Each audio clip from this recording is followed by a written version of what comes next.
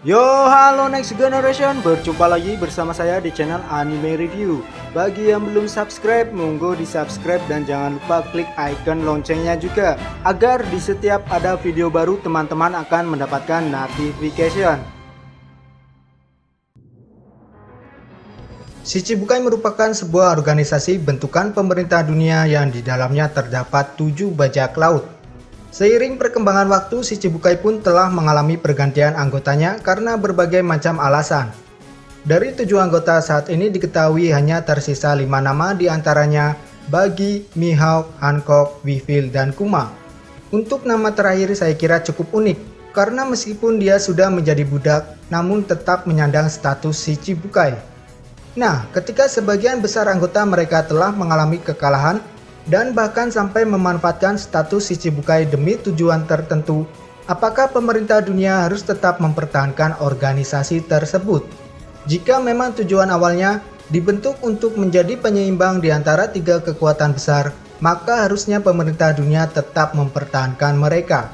Namun dalam perkembangannya, justru banyak di antara mereka lah yang menjadi perusak keseimbangan dunia. Seperti tadi contohnya dengan memanfaatkan status mereka demi tujuan masing-masing. Nah, setelah kedok pemanfaatan status mereka terbuka, pemerintah dunia mengambil sikap untuk mengeluarkan beberapa di antara mereka. Doflamingo saat ini sedang berada di dalam tahanan Impel Down. Lalu ada Law dan Jinbe yang masing-masing menjalin sekutu dengan SAP. Bahkan Jinbe sudah resmi bergabung dalam kru topi jerami. Kemudian Crocodile diketahui melanjutkan perjalanan mereka bersama kelompoknya. Lalu 2 nama terakhir yaitu Moria dan Kurohige. Terakhir kali dipertemukan di markas bajak laut Kurohige. Kita masih belum tahu kelanjutan nasib Moria. Apakah dia menolak tawaran Kurohige atau menerimanya? Seandainya dia menolak, maka bukan tidak mungkin nasibnya akan lebih mengenaskan dibanding saat melawan Kaido. Nah, dari pergerakan mereka, kita sudah tahu bahwa tak selamanya Shichibukai tunduk atas pemerintah dunia. Ini artinya pihak pemerintah dunia masih bisa juga untuk dibodohi.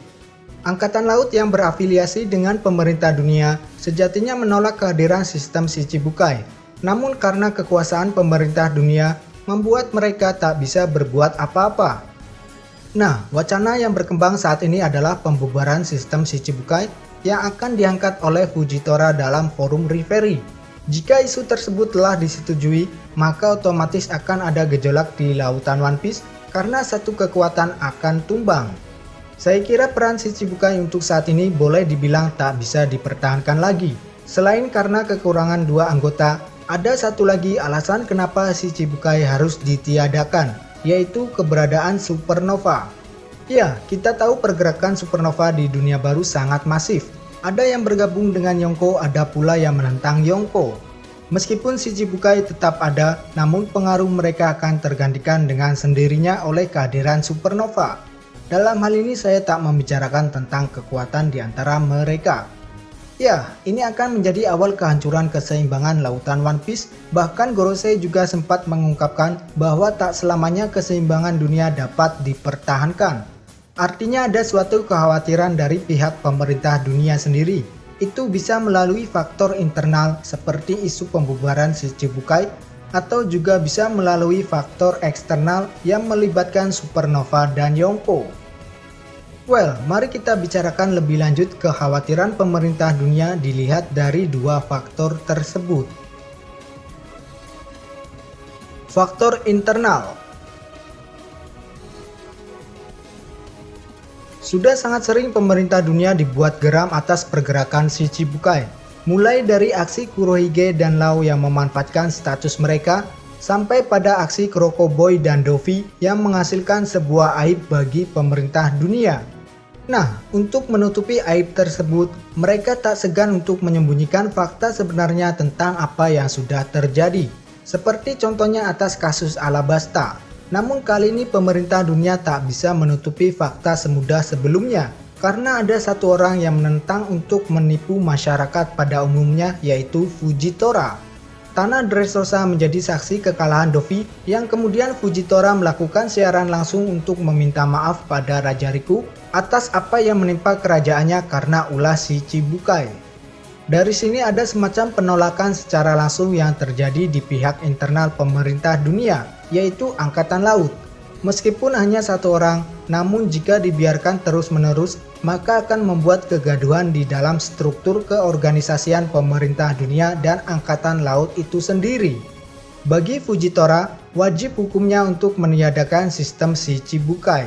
Jika hal tersebut tak terjadi, maka akan ada mosi tidak percaya terhadap pemerintah dunia, dan hal tersebut bisa saja membuat Fujitora enggan diperintah oleh pemerintah dunia. Kita tahu Fujitora tak segan untuk melawan perintah Akainu sebagai atasannya di Angkatan Laut. Saya kira hal tersebut juga bisa berlaku bagi Gorosei.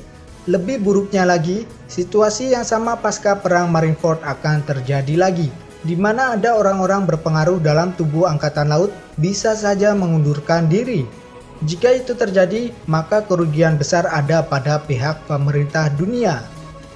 Angkatan Laut yang memiliki fungsi sama seperti Shichibukai dan Yonko demi menjaga keseimbangan dunia, mungkin juga banyak di antara anggotanya yang tak menaruh respek lagi terhadap Gorosei. Hal ini sejatinya sudah ditunjukkan oleh gelagat Akainu saat menemui Gorosei. Nah, hal semacam inilah yang kemudian bisa menjadi pemicu adanya konflik internal di antara mereka. Jika Angkatan Laut saja sudah tak menaruh hormat lagi pada pemerintah dunia, maka otomatis efeknya akan mempengaruhi keseimbangan lautan One Piece. Faktor eksternal. Supernova yang pada awalnya diciptakan Oda sebagai karakter cameo justru mendapat perhatian yang besar di cerita utama One Piece. Mungkin karena antusiasme yang tinggi inilah yang kemudian membuat Supernova diberikan peran lebih selama memasuki dunia baru.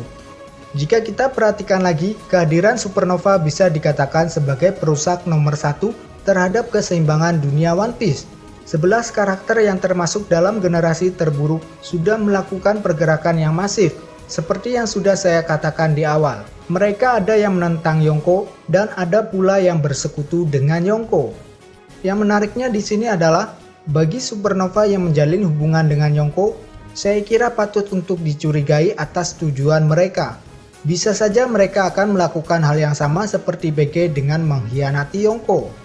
Nah, satu poin untuk menghancurkan keseimbangan dunia One Piece sudah terlihat, yaitu mengkhianati kekuatan yang dijadikan sebagai penjaga keseimbangan. Sejatinya konflik yang melibatkan Supernova dan Yonko sudah terjadi di awal memasuki alur dunia baru. Seperti yang telah dikatakan Law dan Hawkins, dunia baru adalah tempatnya para monster. Bagi bajak laut yang memasuki wilayah tersebut, harus memilih salah satu di antara dua opsi, melawan atau berkawan. Saat ini One Piece memasuki alur Yonko Saga, di mana setiap masing-masing kaisar akan diberikan peran lebih dalam cerita utamanya. Kita sudah melihat bagaimana Luffy dan BG memporak-porandakan Totoland, yang dampaknya membuat kegaduhan di dunia, bahkan sampai memunculkan berita yang besar di mana Luffy dianggap sebagai kaisar kelima. Nah, apa jadinya jika salah satu di antara Yonko atau 4 kaisar tersebut benar-benar mengalami keruntuhan? Saya yakin banyak bajak laut yang akan berdatangan lagi ke dunia baru. Mereka pastinya terprovokasi oleh ulah Supernova yang berhasil mengalahkan Yonko. Peristiwa semacam inilah yang membuat pemerintah dunia merasa khawatir dan perlu adanya tindakan nyata untuk mengantisipasi agar tak terjadi. Karena mau bagaimanapun juga, konflik antara Supernova dan Yonko pasti akan berdampak pada pemerintah dunia itu sendiri. Belum lagi isu kebangkitan bajak laut legenda yang akan semakin memperparah situasi lautan One Piece saat ini. Bisa jadi kelompok tersebut akan masuk dalam perebutan perang tahta. Ya, seperti yang sudah dikatakan oleh Doflamingo bahwa perang tahta akan melibatkan banyak pihak, termasuk Supernova. Siapa yang akan saling bertarung dan siapa yang akan saling mengkhianati. Semua itu saat ini sudah dimulai. Dalam hal ini pemerintah dunia pasti akan disibukkan dan mau tidak mau harus turun gunung untuk menanganinya. Karena menurut Dovi, para kaum naga langit yang ada di Marijoa harus bersiap-siap. Karena tak lama lagi mereka akan dijatuhkan dari singgasana mereka. Well, itulah pembahasan video kali ini. Jika ada kesalahan mohon dikoreksi, dan apabila teman-teman ingin menambahkan, silahkan tuangkan opininya di kolom komentar. Mari berdiskusi. Cheers!